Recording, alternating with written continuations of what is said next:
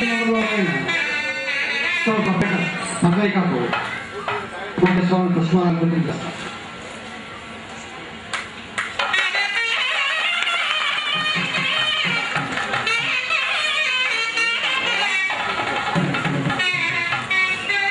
భాగవతం కార్యక్రమం మొదలుపెట్టినప్పుడు ఒక వింత జరిగిందని చెప్పాను. అదేమిటంటే, ఒక వృద్ధులు పూజగురులు కోటేశ్వరరావు ఇంటికి నూతన వస్త్రాలు తీసుకొచ్చి, మీరు భాగవతం చెప్తున్నారు కదా, ఈ నూతన వస్త్రాలు తీసుకుని అది కట్టుకుని మీరు భాగవతం చెప్పాలి అని ఒక వృద్ధులు చెప్పారు. వారు మళ్ళీ బయటకు వచ్చేప్పుడు ఆ వృద్ధులు ఎక్కడ ఉన్నారో కనపడలేదు. వారు ఇప్పుడు భాగవతం విన్నట్టు కూడా కోటేశ్వరరావు కానీ కానీ వారు చెప్పిన అనుమానం బట్టి ఆ వృద్ధులు ఎక్కడ కనపడలేదు వారు.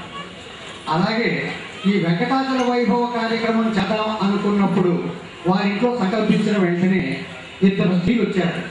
అయ్యా, మేము తిరుపతి నుంచి వచ్చామండి, అక్కడ అభిషేకం చేస్తున్నప్పుడు ఆ గంధం అమ్మవారిగా గంధపు అచ్చు మాకు ఇచ్చారు, అది మేమేం చేసుకుంటామంటే అమ్మవారి గంధపచ్చు మీరు తీసుకోండి అని చెప్పి ఆ పూజగురు చాగంటి కోటేశ్వరరావుకి అది వారు సమర్పించారు. సంకల్పించిన వెంటనే బహుశా వారెవరో ఇక్కడ ఉండొచ్చు.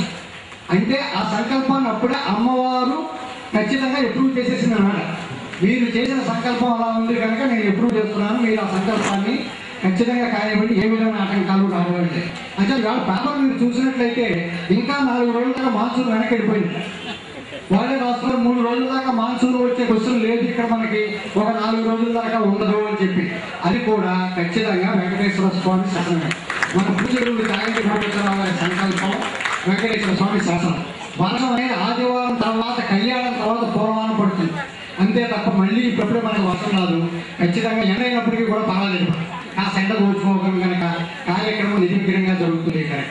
అంచేత ఈ మాటలతో నేను మీ అందరూ పూజగురు చాగంటి కోటేశ్వరరావు ఈ రోజు ప్రవర్తన చేయవలసిందిగా సంసారం కోరి ప్రార్థిస్తున్నాను.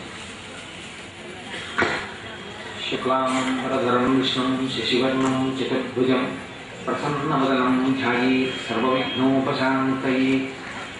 గురు బ్రహ్మ గురు విష్ణు గురుదేవో మహేశ్వరః గురు సాక్షాత్ పరబ్రహ్మ తస్మై శ్రీ గురవే నమః. వ్యాసాయ విష్ణురూపాయ వ్యాసరూపాయ విష్ణవే నమో వై బ్రహ్మనిధయే వాసిష్ఠాయ నమో నమః. శృతిస్మృతిపురాణానాం ఆలయం కరుణాలయం నమామి భగవత్పాదశంకరం లోకశంకరం. వగర్ధావివ సంపృక్తౌ వగర్ధ ప్రతిపత్తయే జగత్పితరౌ వందే పార్వతీ పరమేశ్వరౌ. సుక్తిం సమగ్రయతున స్వయమేవ లక్ష్మీ శ్రీరంగరాజమహిషీం హృదైకటాక్షైః. వైదగ్ధ్యవర్ణకునకుంభనగౌరవైర్యాం కండూలకర్ణకుహరాः కవయోధయంతి. హైమోర్ధ్వపుండ్రమజహన్మకుటం సునాసం మందస్మితం మకరకుండలచారుఖండం. బింబాధరం బహుళదీర్ఘకృపాకటాక్షం శ్రీవేంకటేశముఖమాత్మనిసన్నిధత్తాం. మనోజవం మరుతతుల్యవేగం జితేంద్రియం బుద్ధిమతాం వరిష్టం. వాతాత్మజం వనరయూథముఖ్యం శ్రీరామదూతం శిరసా నమామి. అవదామపహర్తారం దాతారం సర్వసంపదాం లోకాభిరామం శ్రీరామం భూయో భూయో నమామ్యహం. సింధూరారుణ విగ్రహాం త్రినయనాం మాణిక్యమౌళీశ్వరతారానాయకశేఖరాం స్మితముఖీం కపీనవక్షోరుహాం. పాణిభ్యాం కలిపూర్ణరక్తచషకం రక్తోత్పలం బిభ్రతీం సౌమ్యాం రత్నఘటస్థరక్తచరణాం ధ్యాయేత్ పరేదంబికాం. హరి ఓం.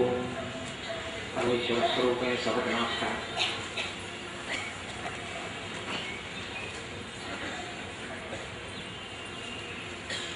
భగవంతుని యొక్క నిర్హేతుక కృపాకటాక్ష వీక్షణల వలన మాత్రమే మనం సంకల్పం చేసినటువంటి ఈ కార్యక్రమం ఇవాళ ఇంత అందంగా శోభాయమానంగా ప్రారంభం చేయగలిగాం. తెల్లవారుజాము 4:45 సన్నిధి వల్ల కాగడా పట్టుకుని బయలుదేరతారు. మంగవాయిద్యాలతో వెళ్ళి మనం ప్రధాన అర్చక స్వామిని తీసుకుని వచ్చి ఆ కుంచెకొలతో పలుకు తీసి సుప్రభాత పఠనం చేసి స్వామిని మేల్కొల్పి కాగడా వెలుతురులో మొట్టమొదటి సన్నిధి వల్ల చూడడమే సంప్రదాయం కనుక వారు చూసిన తరువాత దీపం వెలిగించిన తరువాత అప్పుడు కార్యక్రమాలు ప్రారంభమవుతాయి. వెంకటాచలంలో ఎలా జరుగుతుందో అలా మనం ఇక్కడ చేసుకుని చూసి మురిసిపోదామని అనుకుంటే భగవంతుని యొక్క కృపతోడి ఇవాళటి రోజు కార్యక్రమాన్ని మనం చక్కగా సజావుగా చేసుకోగలిగాం. మరి కొంతసేపట్లో సహస్ర దీపాలంకార సేవ ప్రారంభం అవుతుంది స్వామివారికి 8 గంటలకు. అయితే మీరు ఒక విషయాన్ని గమనించండి. వెంకటాచలంలో ఉండేటటువంటి ధ్రువమూర్తి ఒక సంజ్ఞ, అనగా ఒక రకమైనటువంటి ముద్ర పడతారు. ఈశ్వరుడు యొక్క ముద్రకి ఒక ప్రత్యేకమైనటువంటి సూచన ఉంటుంది. అది ఏదో ఏమీ తోచకపోతే చెయ్యి ఏదో ఇలా పెట్టినట్టుగా ఉండదు. కానీ భగవంతుడు పెట్టినటువంటి ముద్ర ఏదో ఒక సందేశాన్ని భక్తజనానికి ఇస్తుంది. వెంకటేశ్వర స్వామి వారి యొక్క దివ్యమైనటువంటి మూర్తి నిన్నటి రోజున మీకు నేను విజ్ఞాపన చేశాను. నకృతం దేవసంఘైశ్చ నకృతం విశ్వకర్మణ స్వేచ్ఛయా క్రీడతే తత్ర ఇచ్ఛారూపం విరాజిత అని పురాణవచనం. అది ఒకరి చేత నిర్మింపబడినది కాదు, ఒకరి చేత ప్రతిష్ఠ చేయబడినది కాదు. అది స్వయంభూమూర్తి. స్వయంభూమూర్తి అయినటువంటి వెంకటేశ్వరుడు కలియుగంలో ముద్ర పట్టేటప్పుడు అనేకమైనటువంటి ముద్రలు పట్టవచ్చు. జ్ఞానముద్ర పట్టచ్చు, దక్షిణామూర్తి పట్టుకున్నట్టుగా. కానీ ఆయన ఇతర ముద్రలు పట్టకుండా ఒక గమ్మత్తైనటువంటి ముద్ర పట్టారు. మీరు చూసి ఉంటారు, స్వామి ఎదురుగుండా ఉన్నారు కాబట్టి మీకు వెంకటాచలంలో కూర్చొని దర్శనం చేస్తూ దాన్ని అనుభవించడం ఎంత సంతోషమో అంత ఆనందాన్ని అనుభవిస్తూ మీరు చూడవచ్చు. ఆ చెయ్యి చూడండి, ఇలా ఒక చెయ్యి ఉంటుంది, కుడి చెయ్యి ఇలా చూపిస్తుంది, ఎడం చెయ్యి పుష్పాలంకారంలోకి వెళ్ళిపోయింది కాబట్టి కనపడదు. ఎడం చెయ్యి ఇలా నడుము మీద పెట్టుకుని ఉంటారు. పాండురంగడైతే ఇలా రెండు చేతులు నడుము మీద వేసుకుంటారు. ఆయన వేచి ఉన్న దేవుడు అని పేరు. అది వేచి ఉన్న దేవుడు అంటే భగవంతుని యొక్క కారుణ్యానికి పరాకాష్ఠ. ఉండనీకుడు మాతాపితుల సేవ చేస్తూ నేను వచ్చేంత వరకు బయటికి ఇటకరా ఏంది దాని మీద నిలబడు అన్నారు. అంటే స్వామి భక్తుడు తన కోసం అని చెప్పి వచ్చేంత వరకు భగవంతుడి కోసం భక్తుడు ఎదురు చూడటం కాదు, భక్తుడి కోసం భగవంతుడు ఎదురు చూస్తూ నిలబడ్డాడు. మనం కూడా ఎక్కడైనా కాసేపు వీచి ఉండవలసి వస్తే మనకు తెలియకుండా చేతికి ఇలా నడుము మీద వేసుకుని నిలబడతాం. నిలబడితే ఏదో వెనక నుంచి వెళ్ళే వాళ్ళకి చోటు లేక చేతి మీద ఇలా అంటారు, అప్పుడు ఆ చేతులు తిరిగి తీపేస్తాం. అలా పాండురంగడు కూడా నడుము మీద ఇలా రెండు చేతులు వేసుకుని ఉంటాడు. వెంకటేశ్వర స్వామి వారు పట్టినటువంటి ముద్ర అధికం. కుడి చేయి ఇలా ఉంటుంది, ఎడం చేయి ఇలా ఉంటుంది నడుము మీద. దీనికి ఉన్నటువంటి సంకేతం ఏంటి మీరు అర్థం చేసుకోవాలి. ఎందుకంటే కొంతకాలం వెంకటేశ్వరుడు మాట్లాడారు. ఆ తరువాతి కాలమందు నేను అర్చకులను ఆవహించి మాట్లాడతాను అన్నారు. అందులో మీరు గమనించవలసినది పద్మాసనస్థయౌ పద్మావతీ దేవి నిజపక్షమందును నిలుపుకొచ్చు. జనులకు లేదా నరులకు తన పాదములే గతియని దక్షిణ కరము సంకేతించుచుంట. తన పాదములు నమ్మిన వాళ్ళకు ఈ సంసార సముద్రము కేవలము కటిదగ్నమగునటంచు వామహస్తంబు కటిభాగంబున చేర్చి చూపర్లకు సంకేతించుచుండ అలరు ఆనంద నిలయమందును నిలిచి పరమ పావనశేష పర్వతము మీద దివ్య మంగళ విగ్రహం దవ్యలుండు పరమ పావనుడు శ్రీ వెంకటేశ్వరుడు రేక్క. ఆయన ఇలా చేతిని చూపించడం వెనక ఒక రహస్యం ఉంది. ఇలా చూపించినప్పుడు క్రింద ఏముందో దాన్ని చూడు. ఏమున్నాయి? పాదాలు ఉన్నాయి. పాదములు నువ్వు నమ్ముకో. ఇక్కడ మీకు ఒక గొప్ప రహస్యం ఏమిటంటే ఆ పాదములు నీకు కట్టవు. ఎందుకంటే అవి ఎప్పుడూ తొడుగుల్లో ఉంటాయి. తొడుగుల్లో ఉన్న పాదాలు మీకు ఎలా కనపడతాయి? ఆయన చూడమంటున్నది ఏంటి? పాదాలు చూపిస్తున్నారా? పాదాలని కట్టేస్తున్నారు. ఇక్కడైనా అంతే, పాదాల మీద స్వామివారికి తొడుగులు పెట్టి తొడుగులతో మూసేస్తారు. మరి ఎందుకు ఇంకా ఇలా ఆయనేమో నా పాదాలు చూడమంటున్నారు, వీళ్ళేమో తొడుగులు పెట్టి మూసేస్తున్నారు. ఇంకా మరి ఎక్కడ దానికి సందర్భం ఎక్కడుంది, ఔచిత్యం ఎక్కడుంది, ఎందుకు అలా మూసి అంటే దీని వెనక ఒక రహస్యం ఉంది. నువ్వు ఈ మాంసనేత్రం చేత చూసినటువంటి పాదములు ఏమున్నాయో అవి ధ్యానగోచరము కావాలి. నిరంతరము అక్కడికి వచ్చి ఆ పాదాలను చూడమని కాదు దాని ఉద్దేశం. అందుకే శుక్రవారం నాడు స్వామికి పూరాభిషేకం తర్వాత నిజపాద దర్శనము అని ఇస్తారు. అది కూడా ఒక సేవ. స్వామివారి నిజపాదాలని ఒక్కసారి చూస్తే మీరు ఇక్కడ నిలబెట్టుకోవాలి. నిలబెట్టుకుని మీరు ధ్యానమగ్నులై కూర్చున్నప్పుడు లేదా మీరు ఎప్పుడు స్మరిస్తే అప్పుడు మీకు భావగోచరము కావాలి. అందుకే వెంకటాచలపతి యొక్క ఆ ముద్ర పట్టడంలో ఉన్న రహస్యం కేవలం ఇలా చూపించడంలో నా పాదాలు ఎవడు ఇక్కడ నమ్ముతున్నాడో ఇక్కడ నమ్మినటువంటి వాడికి, నా పాదాలను నిరంతరం స్మరించేటటువంటి వాడికి సంసారం అనేటటువంటి సముద్రము ఎంత లోతు ఉంటుంది. అది మహాసముద్రం. మహాసముద్రానికి ఒక ప్రమాణం ఉంటుంది. ఇంకా ప్రమాణం అంటే మీరు ఏమంటాం, సముద్రం అండి ఎంత లోతు అని అడిగామనుకోండి, దహనము. ఎక్కడ లోతు చెప్పడం కుదరదో దానికి సముద్రం అని పేరు. సంసారమును పోల్చవలసి వస్తే రెండింటితోనే పోలుస్తారు. సాధారణంగా ఎక్కువగా వేసే ఉపమానం సముద్రంతో పోలుస్తారు. రెండోది అరణ్యంతో పోలుస్తారు. ఈ రెండింటితోటి సంసారానికి పోలిక. సంసారం అనేటటువంటి సముద్రమునకు కూడా లోతు తెలియదు. ఎంత లోతు అంటే అందులోకి ఒక్కసారి ప్రవేశించాడా ఇక ఊపిరాడు, అలా కొట్టుకుంటున్నాడు. సముద్రంలోకి వెళ్ళేటప్పుడు చాలా సరదాగా ఉంటుంది. మీరు గమనించండి, సముద్రమే వచ్చి మీ కాళ్ళు కడుగుతున్నట్టు ఉంటుంది. నది దగ్గరికి వేసే స్వభావం, నీరు దిగి కాళ్ళు కడుక్కోవాలి.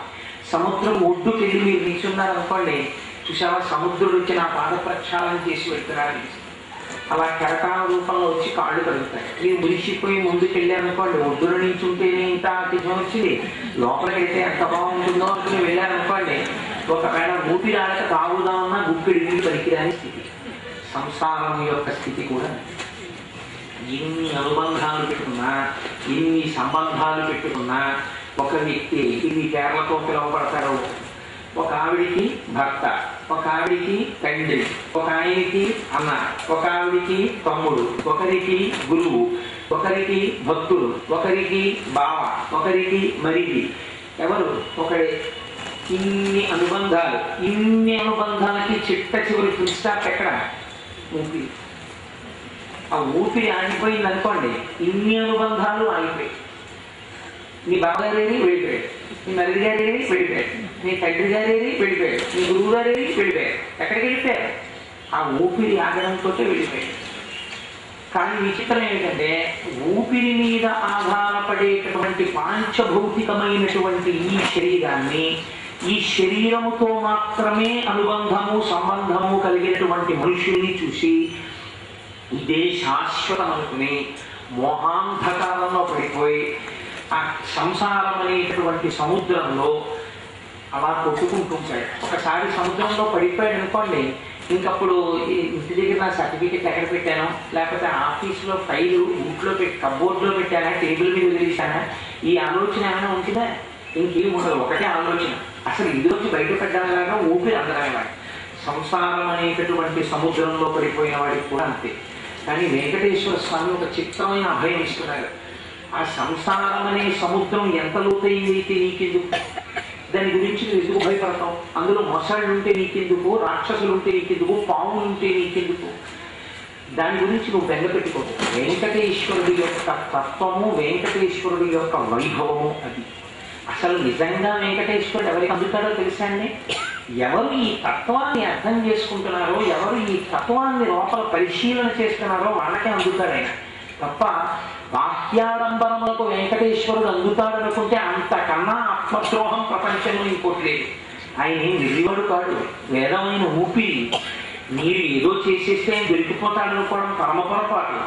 ఆయన చూపించినటువంటి ముద్ర ఏది ఉందో ఆ ముద్రని, ఆ తత్వాన్ని మీరు లోపల భావన చేస్తే దాని చేత మాత్రమే అందుతాడు. అలా ద్రష్టాన్ని చూసిన వాళ్ళు ఉన్నారు పెద్దలు. అన్ని మంత్రములు ఇందే ఆవహించెను అన్నాడు. భావములోన భాష ఎందును అన్నాడు. ఏది చూసినా ఎట్లా కనపడినా ఈశ్వరుణ్ణి లోపల స్మరణ చేసి ఆయన పాదములే స్మరించిన మహానుభావులు ఉన్నారు. అలాంటి వారు ఎవరు ఉన్నారో వాళ్ళకే ఆయన చిక్కాడు. వాళ్ళ దగ్గర పాటలు విన్నాడు, వాళ్ళతో పాడించుకున్నాడు. మీకు ఆశ్చర్యకరమైన విషయం తెలుసా అండి? వేదాంతం ఎక్కడి నుంచి వచ్చింది? స్వామి దగ్గర నుంచి వచ్చింది. భక్తుడికి పరమాత్మ ఎంత ఉండిపోతాడంటే, అన్నమాచార్య స్వామి వారు కొన్నాళ్ళు ఆధ్యాత్మ సంకీర్తన రచన చేశారు.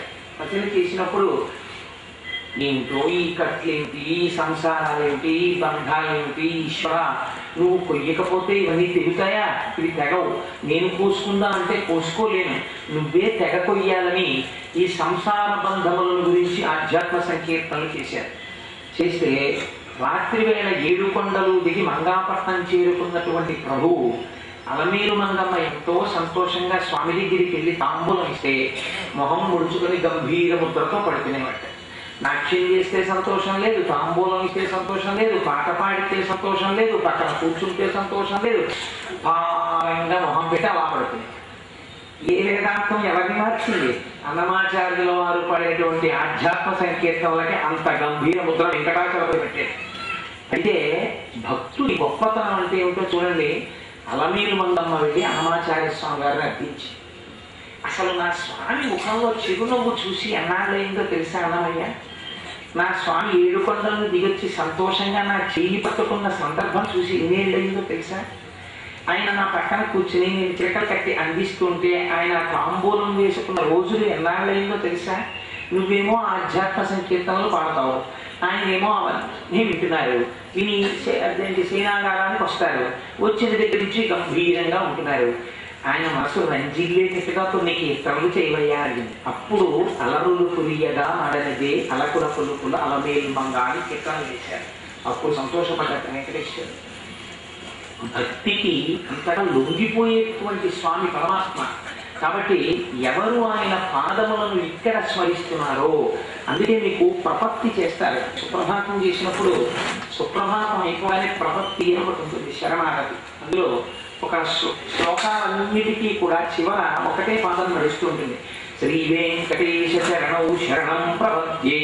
ఇది నోటితో చెప్పమని కాదు, అర్థం లేకుండా చదవమని కాదు దాని ఉద్దేశం. అందులో చాలా గంభీరమైనటువంటి విషయాలు ప్రతిపాదన చేయబడ్డాయి. నేను తరచు చెప్తుంటాను, మన్మూర్ధ్నికాళియపణీ వికటాక వీషు శ్రీ వెంకటాద్రి శిఖరే శిరసశ్రుతీనాం చిత్తేత్యనంద్య మనసాం సమమాహితౌ తే శ్రీ వెంకటేశ చరణౌ శరణం ప్రపద్యే.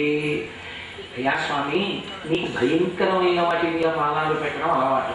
ఒకనాడు కాళీయుడు పడగల మీద పెట్టావు. ఎవరైనా కాళీయుడు పడగల మీద అంత పాము తల మీద కాళ్ళు పెడతారా? నువ్వు పెట్టావు.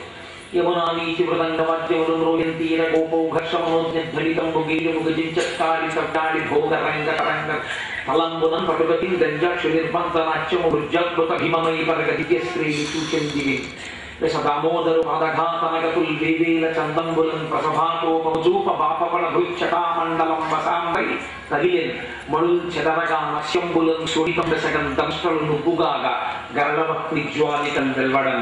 ఆనాడు కాళీయుడు పడగల మీద నాట్యం చేశావు. అలా ఒకనాడు వెంకటాచలం పడేటటువంటి ముళ్లతో కూడిన పర్వతం మీద నీ పాదాలు ఇచ్చావు. అంతకన్నా భయంకరము కఠినము అయినటువంటి పదార్థం ఉంటుంది నా మనస్సు.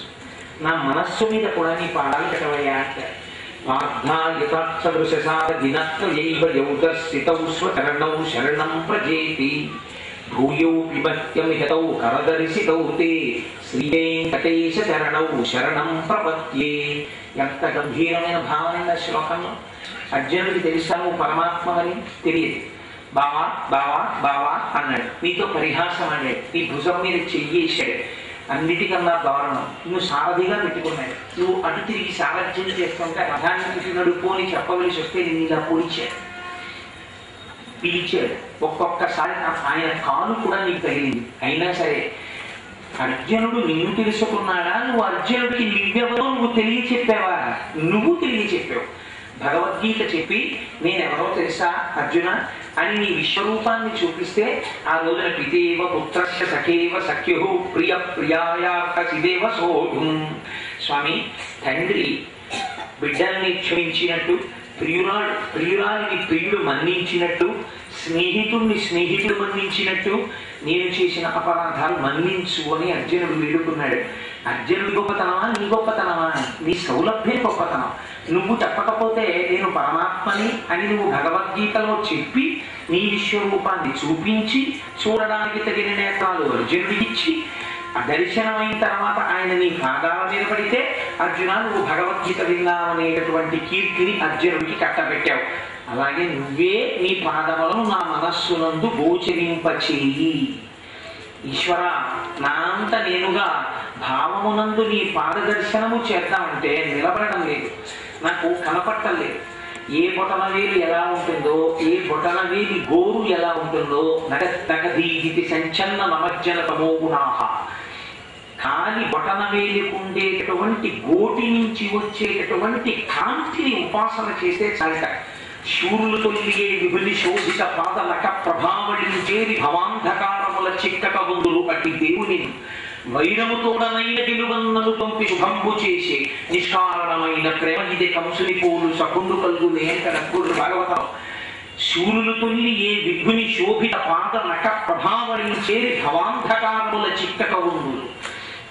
ఏ పరమాత్మ యొక్క చిటికిన వేరి చిన్ని గోటి నుంచి వచ్చేటటువంటి తెల్లటి కాంతిని ఉపాసన చేసి ఇంకా సంసారం అనేటటువంటి చీకటి యందు మగ్నము కాకుండా ఈశ్వరుణ్ణి చేరిపోయారో అటువంటి కృష్ణ పరమాత్మ యొక్క దర్శనానికి కోపంతోనూ శత్రుత్వంతోనైనా సరే నన్ను పంపించి ఎంత గొప్ప మేలు చేశాడా ఆ కంసుడు. కంసుడు లాంటి స్నేహితుడు ఎక్కడున్నాడన్నాడు అప్పుడు. కనుక పరమాత్మ దర్శనం అంటే అది అంత తేలికగా లభించేది కాదు, అంత తేలికగా అదృష్టం వరించేది కాదు. కొన్ని కోట్ల కోట్ల కోట్ల జన్మలు మనం ఎత్తాం. ఇన్ని కోట్ల జన్మలలో ఇప్పటి వరకు ఎప్పుడైనా తెల్లవారుజామున 4:45 మనం సన్నిధిలతో కలిసి వెంకటాచలంలో ప్రధానార్చక స్వామి వారి ఇంటికి వెళ్ళి కాగడా వెలుతురులో వారిని తీసుకుని వచ్చి వారి లోపలికి వెళ్ళిన తర్వాత పరమభక్తితో నిలబడి సుప్రభాతాన్ని చదివి స్వామి దర్శనం చేసుకుని వైకుంఠంలోంచి 50 మాటలు పరిగెత్తవలసిన అవసరం లేకుండా ఇక్కడే కూర్చుని పొద్దున్న సుప్రభాతం దగ్గర మొదలు పెడితే విశేష పూజ వరకు కూర్చున్న వాళ్ళు కూర్చున్న చోట కదలకుండా కూర్చునే అవకాశం ఇచ్చి మనకి తన సౌలభ్యాన్ని ప్రకటించిన పరమాత్మ యొక్క కారుణ్యానికి మనం ఇచ్చి రుణం తీర్చుకుంటాం, నమస్కరించడం. అటువంటి అదృష్టాన్ని మనకి పరమాత్మ కట్టబెట్టాడు. కనుక ఎవరు ఆయన పాదములను మనస్సునందు స్మరిస్తున్నారో అటువంటి వారిని సంసారము ఏమీ చేయలేదు. ఆయనే అటువంటి వారిని ఉద్ధరిస్తాడు. రామకృష్ణ పరమహంస అంటారు, పనసపండు ఒలిచేటటువంటి వాడికి భయం ఎప్పుడంటే నా చేతికి ఆ పాలు అంటుకుంటాయేమో అని తెలియని వాడికి భయం. చేతికి నూనె రాసుకున్న వాడికి భయం ఉండదు. చేతికి నూనె రాసుకుని పనసపండ్లన్నీ తీసేసిన వాడి చేతికి కించిత్ పాలు కూడా అంటుకో, ఎందుకని వాడి చేతికి నూనె ఉంది.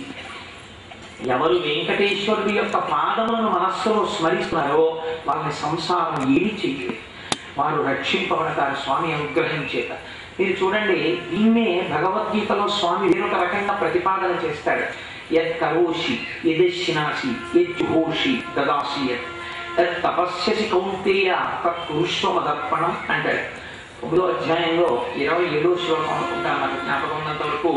అందుకని యత్ కరోషి, నువ్వు ఏది చేస్తున్నావో, యదశ్నాసి, నువ్వు ఏది తింటున్నావో, నువ్వు ఏది దానం ఇస్తున్నావో, నువ్వు ఏది అగ్నిహోత్రమునందు వేస్తున్నావో, నువ్వు ఏ జపం చేస్తున్నావో ఇవి నువ్వు చేస్తున్నావన్న భావన నువ్వు పెట్టుకోకు. ఈ చేసినటువంటివన్నీ ఈశ్వరుడు చేయిస్తున్నాడన్న భావనతో నా పాదముల యందు సమర్పించు, నీ భారాన్ని నిర్వహిస్తాను.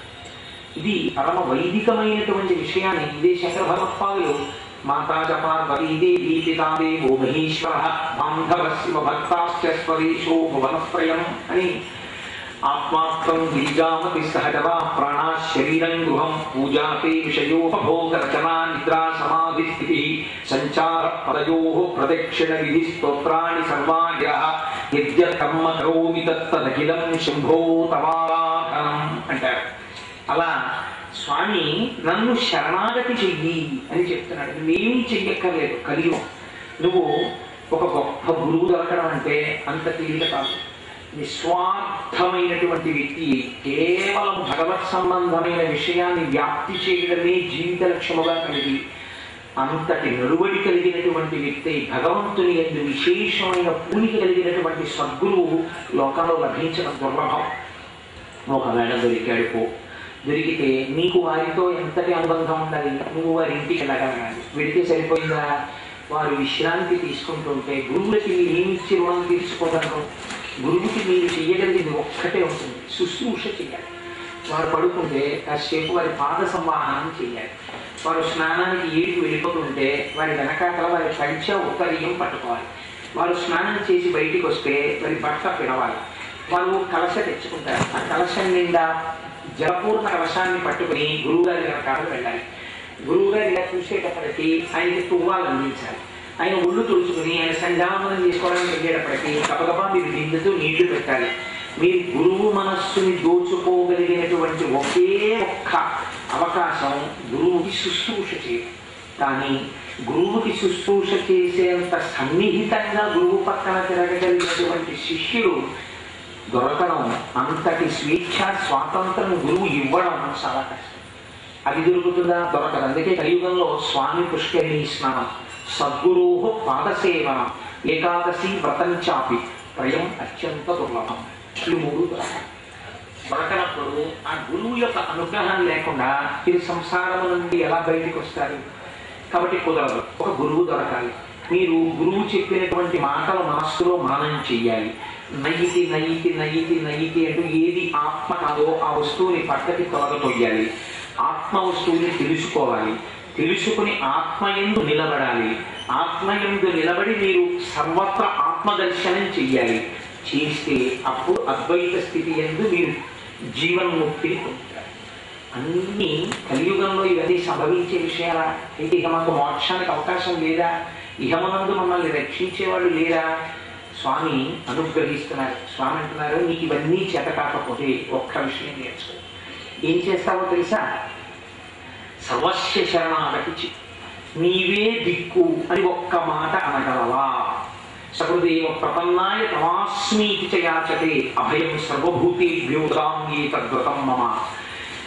ఎంత దూరంలో ఉన్నా సరే ఒక్కసారి ఈశ్వర నువ్వు ఉన్నావు, నాకేమి లోటు అని నువ్వు అనగలిగితే, నేను నీవాడను అని నువ్వు అనగలిగితే, నువ్వు చేసేటటువంటి పనులన్నీ ఈశ్వరార్పణం చేయగలిగితే, నువ్వు చేసే పనులన్నీ ఈశ్వరార్పణం నువ్వు ఎప్పుడు చేయగలవు? నువ్వు వేదము నిషేధించినటువంటి కర్మ ఒకటి చేసి, చెయ్యకూడదని చెప్పిన ఒక తప్పు పని చేసి దాని ఫలితాన్ని నువ్వు ఈశ్వరుడికి ధాపేయలేవు కదా. కాబట్టి వేద విహితమైనటువంటి కర్మలాచరించి తత్ఫలితాన్ని ఈశ్వరుడికి ధారపోసి, నీ ఊపిరిలో, నీ నడువడిలో, నీ నడకలో, నీ నడతలో సమస్తము ఈశ్వరార్పణం చేసి, ఈశ్వరుడు ఉన్నాడు నువ్వు నమ్మగలిగితే ఆయన పాదాల్ని, నిన్ను రక్షించడానికి నేను సిద్ధంగా ఉన్నాను. ఇప్పటి వరకు నిన్ను వెంటాడిన పాపాలు నీకు నాకు మధ్యలో అడ్డంగా నిలబడ్డాయి. వాటిని తీసేసి నిన్ను నా వాణ్ణి చేసుకుంటాను. అందుకని కళ్యాణకర్త. తలనీలాలని ఆశ్రయించే పాపములు ఉంటాయి కాబట్టి తలనీలాలు తీసేస్తాడు. తీసేసి స్వామి తనవాడిగా చేసుకుని తన పాదపద్మముల యందు నన్ను చేర్చుకుంటాడు. ఇలా చేర్చుకో అని అడగడం కూడా చెప్పడం చేత కాదు మనకి.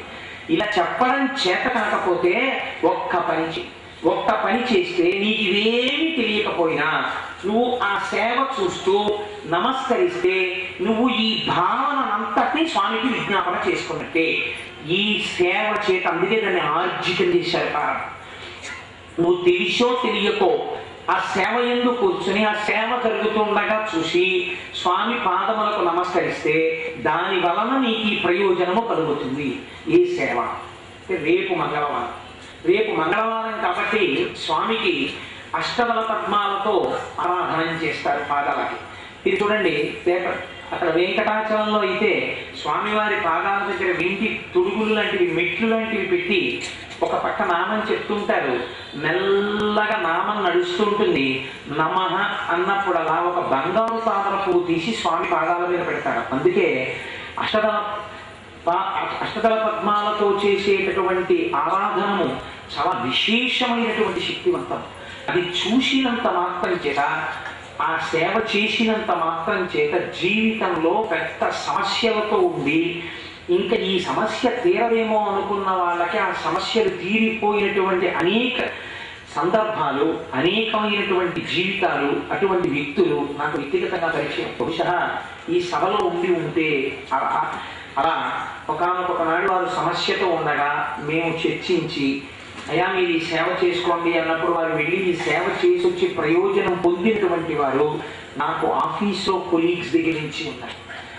దాన్ని మీరు ఏ కారణం లేకుండా మీరు కేవలం ఆ సేవ చూస్తూ నమస్కారం చేశారనుకోండి, నమస్కరించినంత మాత్రం చేత ఇందాక నేను చెప్పినటువంటి భావన అంతటినీ మీరు ఆవిష్కరించలేదు. ఎందుకంటే పద్మమునకు ఒక శక్తి ఉంది. ఆ శక్తి, నేను మీకు సౌందర్యలహరి చెప్తున్నప్పుడు ఒక మాట చెప్పాను. పంచతన్మాత్రలు పుష్పమునందు ఉంటాయి. ఎలా? అందుకే అమ్మవారికి పంచతన్మాత్ర సాయక అన్న పేరు లలితా సహస్రంలో. పంచతన్మాత్ర సాయక అన్నప్పుడు పంచతన్మాత్రల రూపంలో 5 బాణములు పట్టుకోవాలి. ఆవిడ 5 బాణములు పట్టుకోదు, 5 పువ్వులు పట్టుకుంటుంది. 5 పువ్వులు పట్టుకోవడం ఏంటంటే మన అమ్మవారు అంటే అక్కడ ఒక పెద్ద రహస్యం ఉంది ఆ పువ్వు గురించి. మీరు చూడండి, శబ్ద స్పర్శ రస రూప గంధ, ఈ ఐదు తన్మాత్రలు జ్ఞానేంద్రియాలతో కలిసి మనని లౌకిక ప్రపంచంలో తిప్పుతుంటాయి. శబ్ద అంటే ఏవో వినాలని తాపత్రయం, ఏవో పనికి మన మాటలు, ఎప్పుడు అక్కర్లేని విషయాలు ఏవో వింటుండాలి. స్పర్శ అక్కర్లేని స్పర్శ అంతా శరీరానికి తగులుతూ ఉండాలి, అదో సంతోషం, స్పర్శ సుఖం. రస పరిమాణ పదార్థాలని నోట్లో వేసుకుని రుచి చూసి పొంగిపోతుండాలి. అందుకే కొన్ని కొన్ని సందర్భాల్లో రుచి గురించి మాట్లాడకూడదు. రస, శబ్ద, స్పర్శ, రస, రూప. రూప అంటే కంటి చేత చూడబడేటటువంటి చూపు. ఆ ఆకారాలను చూసి మనస్సులో ఉద్విగ్నతని పొందుతుండడం. ఇది బాగుంది, ఇది బాగులేదు అని ఏదో అనుకుని రమించిపోతుండడం. కాబట్టి శబ్ద, స్పర్శ, రస, రూప, గంధ, వాసన. కొన్ని కొన్ని వాసనలకి మట్టిపోవడం, కొన్ని కొన్ని వాసనల పట్ల విముఖంగా ఉండడం. ఈ 5 తన్మాత్రలతోటి మనం తిరుగుతుంటాం. ఈ 5 తన్మాత్రలు తీసుకెళ్లి పువ్వు ఎందు నిక్షేపిస్తారు జ్ఞానము చేత. శబ్దములు పక్కన పెట్టండి, అది ఒక గమ్మత్తైన విషయం. స్పర్శ మీరు చూడండి, ఎప్పుడైనా మెత్తగా ఉన్నది, చాలా సౌకుమార్యముతో ఉన్నది అని చెప్పవలసి వచ్చిందనుకోండి, స్పర్శకి చాలా గొప్పతనం ఏంటంటే సౌకుమార్యం. ఏదైనా చాలా సుకుమారంగా ఉంటే ఇంకా చాలా బాగుందట. ఎంత సుకుమారంగా ఉంటుందో తెలుసా అండి? పువ్వులా ఉంటుందండి. సౌకుమార్యం చెప్పవలసి వస్తే పువ్వు ఉదాహరణ. పువ్వు అంత మెత్తగా ఉందంట. స్పర్శ, రస. పువ్వు ఎందు మంచి రుచి ఉంటుంది. ఎక్కడ ఉంటుంది? పువ్వులో తేనె ఉంటుంది. తేనె కన్నా మధురమైన పదార్థం ప్రపంచంలో లేదు. కాబట్టి రస, రూప. ఎంత పనికి మాలిన వాడినైనా మీరు మంచి పూల తోటలోకి తీసుకెళ్ళండి, రంగురంగుల పూల తోటలో పూల గాలికి కదులుతుంటే అయ్యక్క బాగుందండి పూల తోట అంటే. రూప, గంధ. పువ్వు ఎందు వాసన ఉంటుంది, అందరికీ తెలుసు. శబ్ద, ఇక్కడే ఇబ్బంది. పువ్వుకి శబ్దం ఎక్కడుంది? పువ్వుకి శబ్దం లేదు కదా. శబ్దం చేసే పువ్వుని ఎక్కడ చూసారా? ఎక్కడ ఉండవు. ఏ పువ్వు శబ్దం చేయదు. మరి శబ్దం పువ్వులోకి ఎలా చెప్తారు? ఈ తన్మాత్ర చెప్పడం చాలా కష్టం కదా. మరి శబ్దమును ఎలా దాంట్లో ఆరోపణ చేస్తారు అంటే, వ్యాఖ్యాతలు అన్నారు, పువ్వు ఎక్కడ ఉంటుందో అక్కడ తుమ్మెద ఉంటుంది. పువ్వు లేకపోతే తుమ్మెద రాదు. తుమ్మెద యొక్క శబ్దము పువ్వు కొరకే, కనుక శబ్దము పువ్వుది. కనుక కాలింగళ్ళు ఎవరి కోసం? ఇంట్లో ఆయన కోసం. అంతేకాని కాలింగళ్ళు వీధిలో వాళ్ళు ఎవరి కోసమో కాదు కదా. అలా తుమ్మెద ఎవరి కోసం? పువ్వు కోసం. కాబట్టి తుమ్మెద చప్పుడు ఎవరి కోసం? పువ్వు కోసం. కాబట్టి శబ్దం పువ్వుదే. కాబట్టి శబ్ద, స్పర్శ, రస, రూప, గంధములు 5 ఇన్నాళ్ళు లౌకికంగా తిరిగే. ఇప్పుడు ఈ శబ్ద, స్పర్శ, రసరూప, గంధములు మారాలి. ఈశ్వర ఎలా మారాలో తెలుసా? నా నోటి వెంట ఈశ్వర శబ్దం పలకడం రావాలి కలిసి. నా నోటి వెంట ఈశ్వర నామాలు పలకగలగాలి నేను ప్రీతితో. స్పర్శ, నా మనస్సు ఎప్పుడు ఏది కోరుకోవాలో తెలుసా? నీ పాదములను అర్చించిన పూదండ ముట్టుకోవాలని, నీ పాదములను స్పృశించాలని, నీ అభయహస్తం నా తల మీద పెట్టించుకోవాలని, ధ్యానమునందు నిన్ను నేను గట్టిగా పట్టుకుని కౌగిలించుకుంటే నీ వనమాల యొక్క వాసన చూసి నేను మత్తెక్కిపోవాలని. ఇవన్నీ నీ సొంతంగా చెప్పేస్తున్నారా అనుకోకండి, నేను అలాంటి సాహసాలు చేయను. ప్రాణేశ నీ మంజు భాషలు వినలేని కర్ణరంధ్రంబుల కలిగియేల, భువన మోహన నిండు పొడగానగాలి చెచ్చురింద్రియముల తత్వమేల అని అమ్మవారు రుక్మిణీదేవి ఈ 5 ఇంద్రియములకు సంబంధించే పద్యాన్ని చెప్తుంది. ఈ 5 మారాలని. ఇప్పుడు ఈ 5 ఎటు మారాలి? ఈశ్వరానుగ్రహం వైపుకి మారాలి. లేకపోతే నరజన్మతో వచ్చే ప్రయోజనం ఏంటి? కాబట్టి ఇప్పుడు ఇవన్నీ అడగాలి. ఎలా అడగాలి? మనకి ఇది చెప్పడం రాదు. ఈశ్వరుడి దగ్గరికి వెళ్ళి కూర్చుని రుక్మిణీదేవి చెప్పినట్టు ప్రాణేశ నీమంజు భాషలు వినలేని కర్ణరంధ్రంబుల కలియేల, భువనమోహన నిన్ను పురగానగాలి చక్షురింద్రియముల తత్వమేల, దైతనీయధరమృతం బానగాలి జింహోపలరుచి సిద్ధియేల, పురుషరత్నమ నిన్ను భోగింపగాలి కనులత వలని సౌందర్యమేల, నీరజాతనయన నీవనమాదిక గంధమబ్బలి ఘానమేల, ధన్యచరిత నీకు దాస్యంబు చేయని జన్మమేల ఈ జన్మములకు. పద్యం చదువుతామేమో కానీ భావం అక్కడికి వెళ్ళి కూర్చొని ఇన్నిటిని నిక్షేపిస్తారు. రేపట్లో ఇన్ని విషయాల్ని మారుస్తారు. ఎలా మారుస్తారో తెలుసా అండి? నడువడిని మార్చమవుతారు. అహింసా ప్రథమం పుష్పం పుష్పమింద్రియ నిగ్రహ, సర్వభూత దయా పుష్పం క్షమా పుష్పం విశేషత, జ్ఞాన పుష్పం ధ్యాన పుష్పం తప పుష్పం తు సప్తమం, సత్యమస్తవిధం పుష్పం విష్ణో ప్రీకరం భవేత్. ఈశ్వర నీకు ప్రీతిని కలిగించేటువంటి పువ్వులు ఇవి. నాయందు అహింస ఉండాలి, నాయందు సత్యం ఉండాలి, నాయందు శౌచం ఉండాలి, నాయందు ధర్మం ఉండాలి. కానీ నాకు ఇవేం లేవు. ఇవన్నీ నాకు కావాలి అని నిన్ను అడగడానికి ఆచార్యముఖేనా నీ పాదపద్మముల యందు పద్మములను సమర్పిస్తున్నాను. ఈ పద్మము నీవు స్వీకరించి నా మనస్సులో ఉన్న కోరికని తెలుసుకొని ఇలా నువ్వు చూపించావు. కానీ నేను శరణాగతి చేయలేకపోతున్నాను. నా చేత నీవే శరణాగతి చేయించుకొని నువ్వే నన్ను రక్షించుకో. ఆయన ఇలా చూపిస్తే మనం ఇంకా ఓ పై మెట్టికి ఆయన ఇంకో బాధ్యత పెడతాం. ఇన్ని భావాలు మీకు చెప్పడం చేత కాకపోతే పరమేశ్వరుడి దగ్గర రేపు మంగళవారం నాడు ఉదయం ఇవాళ తోమాలార్చన, సన్నిధి గొల్ల, సుప్రభాతం, కొలువు, పంచాంగం, అర్చన ఇత్యాదులు పూర్తయిపోయాక రేపు అష్టదళ పద్మములతో స్వామి పాదములను ఆరాధన చేస్తారు. అది చూసి తీరవలసినటువంటి సేవ. చక్కగా రేపటి రోజున వచ్చి కూర్చుంటే స్వామి అర్చక స్వాములు ఆ నామాలు చెప్తూ పెద్ద పెద్ద తామర పూలు, మరి ఎక్కడ తెచ్చారో తెలియదు కానీ ఆ విత్తనం కాపవరం కోనేట్లో వేస్తారు. ఎర్ర తామర పూలు పెద్ద పెద్ద తామరలు చాటవంతంత ఉంటాయి. వాటిని రేపు సూర్యనారాయణ గారు అక్కడి నుంచి మనకి సేవ కోసం అని పంపిస్తున్నారు ఆ ఊరి ప్రెసిడెంట్ గారు. అలాగే ఇతర ఊళ్ళల్లో కోనేరు నుంచి కూడా తామరలు వస్తున్నాయి. వీటిని ఆ నామాలు చెప్తూ ఒక్కొక్క నామం దగ్గర ఒక్కొక్క తామర సమర్పిస్తారు. వీటితో పాటుగా స్వర్ణాలంకృతమైన స్వర్ణము పూయబడినటువంటి పుష్పములు కూడా సమర్పింపబడతాయి. వీటితో పాటు ఒక తల్లి పొద్దున నన్ను అడిగారు, రజిత పుష్పములు అనగా వెండి పుష్పములు కూడా సమర్పింపబడతాయి. ఇవన్నీ సమర్పిస్తున్నప్పుడు శాస్త్రం ఏం చెప్పిందో తెలుసా అండి? అంజలి ముకుళించాలని చెప్పింది. ఇలా కూర్చుని అలా పద్మముల వంక చూస్తూ కూర్చుంటే పరమ ప్రీతితో మీరు ఏమీ చెప్పడం చేత కాకపోయినా తామర పడుతున్నప్పుడు ఇలా ఎవరు చూస్తారో వాళ్ళకి ఇహమునందు కావలసినటువంటి కోరికలు తీరుతాయి. దాని గురించి చాలా తక్కువ కక్ష, అది పెద్ద విశేషం కాదు. ఆయన సార్వభౌముడు, మీ కోరిక తీర్చగలడు. అంతమందు ఇంతటి జ్ఞాన సిద్ధి కల్పిస్తాడు. అంత మహోత్కృష్టమైనటువంటి సేవ రేపటి రోజున అది సాక్షాత్తుగా ధ్రువమూర్తికి అనగా నిజమూర్తికి జరుగుతుంది ఆ సేవ. అందుకని రేపు చక్కగా ఆ జరగబోయేటటువంటి ఆ ఆరాధన కార్యక్రమమును మీరు చూద్దురు. కానీ అలాగే ఇవాళ వసంతోత్సవం చేసిన తర్వాత